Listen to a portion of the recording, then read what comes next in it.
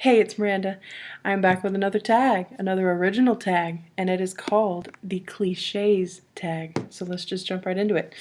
The first one is Actions Speak Louder Than Words, a great adaptation of a horrible book, or a book that couldn't possibly be better than the movie. For this one, I have two choices. I cheated.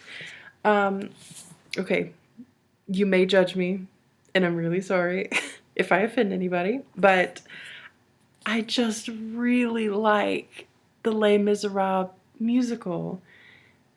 And I just don't, although there's quite a lot of material to work with, I don't know if it's gonna be better than the musical with, especially this version, the live action, whatever. Um, it was just so good. So good. I play the soundtrack constantly in my car, and I just think it was a great performance on everybody's part. I've also got The Devil Wears Prada, and I love this movie with Meryl Streep and Anne Hathaway, and the fact that Meryl Streep played a character with the name Miranda. You can't beat it. Okay. The second one is The Grass is Always Greener on the Other Side. What is a rags to riches or a riches to rags story? Mine is both. This is The Rise of Silas Lapham by William Dean Howells. I read this book for an American Naturalism and Realism course in college, and it was so good. I liked it. We also read in that class, we read Huckleberry Finn, we read Portrait of a Lady, which the unedited version, the first edition version, which includes all the rambling. It is not cut down at all. And then we read this gem among, the diamond in the rough. And man, this is good stuff. This is about a lower class, he grew up kind of poor, kind of low class, but his dad, I think, comes up with a great paint idea. Like, he creates a really good paint. Either his dad or he does, and he continues the business and just makes a disgusting amount of money off of it, and finds himself in America in the late 1800s, I think, kind of industrial revolution time period. He finds himself kind of thrust into an upper class that he just doesn't belong in. His family just doesn't know how to behave, you know what I mean? They just don't have that innate class that the upper class does. They just don't have the taste, you know what I mean? And although it's easy to have that much money, it's not easy to know how to act. And when you suddenly find yourself in a higher class and you've grown up poor. And so he finds himself with a ton of money and just struggles to accommodate, and it doesn't really end too well for him. Some of the characters end up with a very happy ending, but others not so much. So if you haven't read this, for goodness sake, it is so good. If you hate Henry James, you might love this. Number 3, The Apple Doesn't Fall Far from the Tree. What is a great parent-child story? For this one, I chose The Bean Trees by Barbara Kingsolver.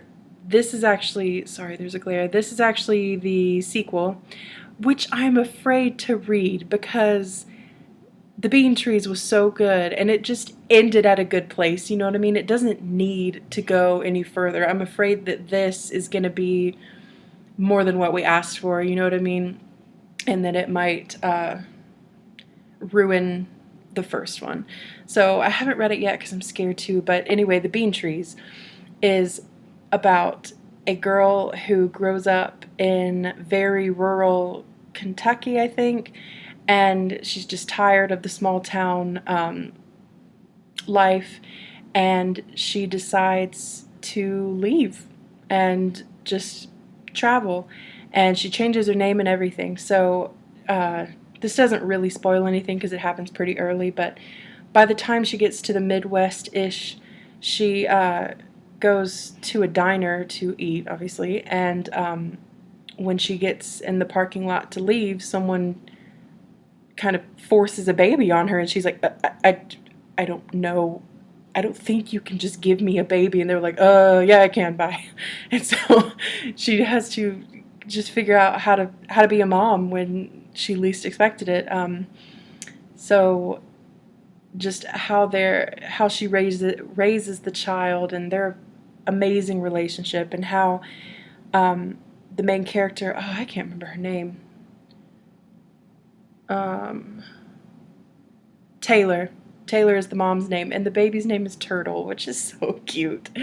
But anyway, so just how not only Taylor has to raise this baby, but how she's growing up too, because I want to say she just graduated high school not long before she left to go travel the United States. And so it's like they're both growing up, and it's great, and just how she is figuring out for herself with no real help how to raise a child when she doesn't have life figured out either. It's really great, and I would recommend it. Number 4, you can't judge a book by its cover, but did you? Or what is a book that desperately needs a better cover? And for this, I've picked The Phantom of the Opera. Sorry, I'm not used to filming on my laptop, but The Phantom of the Opera, this is heinous. This is bad. This book does not deserve this cover. It deserves better treatment than that. I won't go into The Phantom of the Opera because it's pretty well known, but you know, if you have no idea what it's about, this girl has a great voice. This like phantom of the building that she lives in teaches her how to sing, and he becomes obsessed with her. And it's like really creepy. Number 5, you can't please everyone. What is a book that you hate that everyone loves, or vice versa, a book that you love that everyone seems to hate? I didn't realize everybody hated this book until I watched Thomas's video over at SFF 180, and he talked about how much he hated this book, and everyone in the comments agreed and said they didn't even like the main series. It's The Slow Regard of Silent Things by Patrick Rothfuss. Like I said, in the comments, people were like, yeah, I don't know why people like him at all. The main book, The Name of the Wind and The Wise Man's Fear, they're not even that good, and this is an even bigger piece of crap because it has no plot. Okay, y'all need to sit down because it's good. First of all, the main series, The Kingkiller Chronicles, is good. I'll physically fight you about it. I'm kidding, but this is just a character analysis kind of about one of the lesser characters of the Kingkiller Chronicles. Her name is Ori, and she kind of goes in and out of the main 2 books. What will be a trilogy if we ever get the 3rd book, Patrick. But yeah, she doesn't play a huge role in the first 2 books, but after reading this, you get a sense that the part of Quoth's life that we have not read about yet, that will be the 3rd book, she may play a much bigger part in that book. So this is just, it's like 120 pages, I want to say. It's not that long. Oh, just kidding, it's like 150 pages, but who cares? It's not long.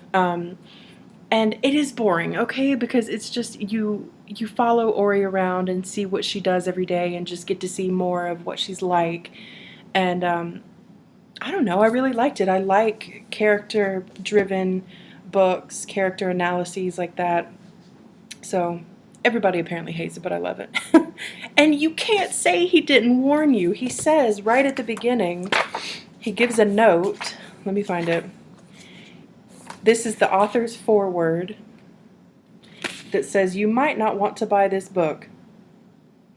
I know that's not the sort of thing an author is supposed to say. The marketing people aren't going to like this. My editor's going to have a fit, but I'd rather be honest with you right out of the gate." So, Quit your bitching. He tried to warn you right from the beginning. Anyway, number 6. What doesn't kill you makes you stronger. What is a book that you are better for having read? I feel like the easiest answer would be whatever religious text you ascribe to, so the Bible for Christians or the Book of Mormon or, whatever. I chose something a little more abstract. This is Persepolis 1 and 2 by, I don't know how to say her name, okay? It's Marjane Satrapi. This is about her younger childhood and her older childhood / kind of adulthood, growing up in Iran, I hope. God, I'm a piece of crap. Either Iran or Pakistan. Pretty sure it's Iran, during the Iranian Revolution, and which occurs during her early childhood. And all of a sudden, she's in elementary school, I think, and all of a sudden she has to start wearing, I don't know what it's called, I'm not even going to pretend like I know, but this hijab type thing. I'm so ignorant, I'm sorry. If you know, please let me know in the comments, because I know there's like tons of different types of head covering things. Anyway, I was just astonished at how little I knew about this culture, about this country, about these people, until I read this book. And I just feel like, having read it now, I have a better understanding of how strange that can be as a child, to have this head covering forced on you, and how scary that can be. I obviously don't know. I don't even come close to knowing firsthand, because I'm so privileged. I have no idea how scary that would be, but I can only imagine how scary that could be. And then she goes to study abroad and just tries to start a new life. And just having read that, just from a position of privilege, being a white person in a first world country, of a fairly good family income, household, it was eye-opening to see, what it's like growing up when you don't come from such a position of privilege. It was humbling. The next one, 7, Love is Blind, a book that has someone with a disability in it, maybe, or a book that actually has blind love in it. I don't have this one with me. I chose Everything I Never Told You by Celeste Ng, which is about the daughter of an interracial relationship who is dead. And you find that out on the first page. It's not a spoiler. I'm sure you already know that, because that book is like old by now. But the father is Chinese and the mother is white. And even though the book is about their daughter, it spends a lot of time telling you the backstory of every single character in the book, like even their neighbor. And like, it's just a great, although it is a kind of a thriller, because you're trying to figure out like how the hell she ended up drowned in the lake when she didn't know how to swim. It is about that, but it's also about like how each person's past a long time ago affects things that happen several years later. So the way that the mom and the dad were brought up does indirectly or directly affect how they bring up their children, and how their children's childhood is, I guess. But it was evident that the parents did really love each other, despite the fact that, the Chinese man's family wanted him to marry a nice Chinese woman, and the mom, if I remember correctly, she came from a pretty nice, like upper-ish class family, so obviously they really wanted her to marry some super educated white man, and blah, blah, blah, but she instead chose to go to college, and the Chinese man was actually her professor, and she unfortunately fell pregnant before she could finish school, and I don't think she ended up finishing at all, which really disappointed herself. But anyway, the love is blind aspect is there. Number 8, ignorance is bliss. What is a book you don't want to read because you think you'll hate it, so you'd rather not read it, and ignorance is bliss? Or a book you know is shit, but you don't care. um, I didn't realize that this book might not be everyone's favorite or perfect until the other day. I was watching a video on Whitney's channel from All the Shelves, and she was doing one of her amazing decade by decade book recommendations, kind of. And I can't remember when these were published. I can't remember what decade it was. And that is Tarzan. I have The Jungle Tales of Tarzan by Edgar Rice Burroughs here. But I also have, they're very delicate, so why am I whispering like that's going to mess them up? First edition. I think this is either a first or a second edition of the first Tarzan, Tarzan of the Apes. And this is either a first or second edition of, no, excuse me, first or second edition of The Return of Tarzan by Edgar Rice Burroughs. I also have The Jewels of Opar, Tarzan and the Jewels of Opar. These are precious to me because I was going through a rough time in life when one day, I don't know what made me think to do this, but I looked up Tarzan in the public domain on iBooks, and it was free, and I thought, why the heck not? That's one of my favorite Disney movies, might as well give it a chance. But according to Whitney, Edgar Rice Burroughs is quite sexist and not the best person, but I don't want to know why. Like, I don't want to research and find out like how horrible he was and how the book isn't maybe that good, because like I just want to live in ignorance and just believe that it's a great book and just be happy. So please do not spoil it for me. I just want it to be a good book and a good person, whatever. Number 9, There's No Time Like the Present. What is your favorite contemporary book, or one that you would just highly recommend? I kind of wanted to do another graphic novel because I just feel like there's a lot of contemporary literature that's pretty good. I mentioned, well, I guess Persepolis would be fairly contemporary. What did I just say? Everything I Never Told You by Celeste Ng came out not long ago. I talked about The Goldfinch in my last video, and I've done a review of it on this channel, which I might want to redo because that was my first video, I think, and it was pretty awkward. But I feel like I don't need to. This isn't going to be brand new to anybody, is what I'm trying to say. Walking Dead. This is the giant first compendium. There are now a second and third one of these. I love these. Like, I don't even care. The show is what got me into the franchise, basically. But I didn't even want to watch the show at first because I thought it was already like too popular. And it's not that I'm trying to be hipster and be like, no, that's popular, I don't want anything to do with it. But it was just like way too many people, were already obsessed with it. And I was just like, no, I don't care about it. But they started. The first episode I watched was the episode that was filmed on my high school campus that I was still going to. So I was like, okay, I have to watch it because it's going to be filmed in my high school. Like, that's my alma mater. That's like my high school.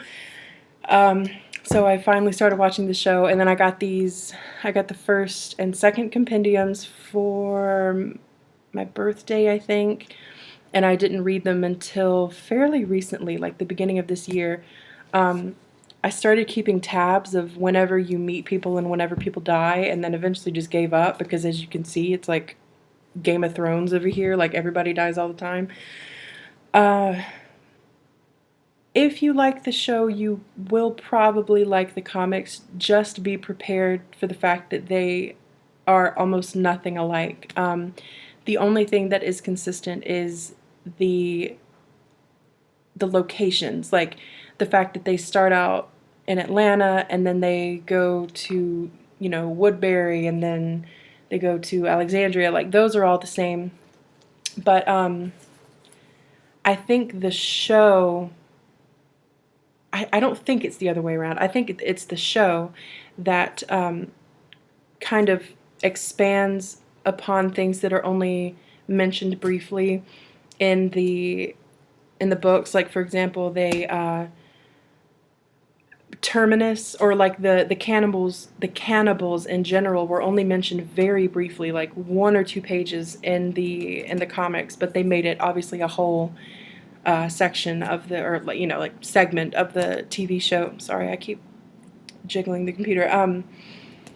So that's how they're different. I mean, the locations are mainly the same, but yeah, the show tends to sometimes expand upon smaller things in the books to obviously have more show, whatever. But the characters, like who lives and dies and whatever, that is almost nothing alike in between the books and the movies. And the last one is Better Safe Than Sorry. What is a book you don't want to read because you think you'll hate it? Like I said with the other one, like you think you'll hate it, so you'd rather just not read it, like Better Safe Than Sorry. Or a book you read so that you didn't feel left out, or a book you want to read so you don't feel left out. I have 2 answers again. The first is The Lightning Thief, or the Percy Jackson and the Olympians series. The fact that these are either children, I mean, the fact that they're by Scholastic makes me feel like they're children's books. So I'm just like not terribly inclined to read them. The only reason I would is that since they are children's books, I'd hopefully get through them quickly.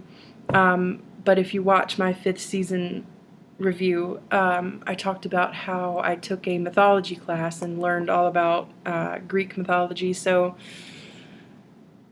you know, it made me even more interested in this series, and I suppose I don't have anything to lose since I think there's only 3 books in this series. If there's much more than that, I probably won't go through with it at all. But if there is only 3, I mean, why not? You know what I mean? So, I also picked The Dinner by Herman Koch for this answer because it seemed like everyone enjoyed it. I know Barry Pierce, who doesn't really make videos anymore, I know he liked it. I think Sanne Vliegenhart from Books and Quills, she is Dutch, and so is the book and the author. So I think she either wanted to read it or liked it or something. So I was like, yeah, I'll give it a try. And it wasn't that good, but it's just another one of those books where, like, I'd rather go ahead and read it and make sure I'm not missing out on anything rather than miss out on something, basically. So that is it. That was the longest video I think I've ever recorded for just a 10-question tag. I don't know who I'm going to tag other than the same people I've already tagged. Obviously, Liz, if you want to do it. Amy, if you want to do it. Stripped Cover. Dalton. And Adrian, if you want to do it. Steve said, in regards to my last video, that he very childishly demanded that I do another tag and tag him in it, so I guess you're tagged, Steve. If you like this video, go ahead and consider yourself tagged. If you hated it, I'll spare you. Let's talk in the comments about these books and about this tag. And that's all I got for today, so I will see you soon. Thank you for watching.